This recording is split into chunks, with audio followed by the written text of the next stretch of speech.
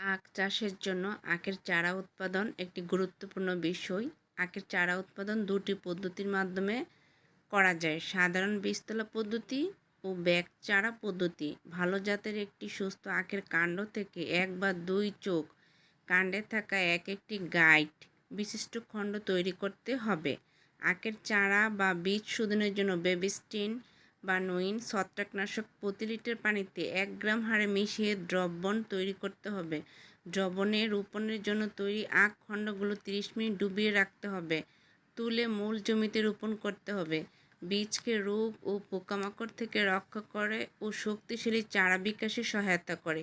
বীজবাহিত বা মাটিবাহিত ছত্রাক ও রোগ জীবাণু থেকে আখের চারা বা বীজকে রক্ষা করে। সুস্থ সবল আখের চারা থেকে যদি আমরা আখের চারা উৎপাদন করি তাহলে কি ফলন ভালো হবে। বিভিন্ন রোগ হয় না, বীজবাহিত বা মাটিবাহিত রোগগুলো কি আমাদের বীজ শোধনের মাধ্যমে আক্রমণ করতে পারে না। এবং উন্নত জাতের আখের থেকে আমরা চারা উৎপাদন করব, তাহলে কি আমরা ভালো আখ পাবো।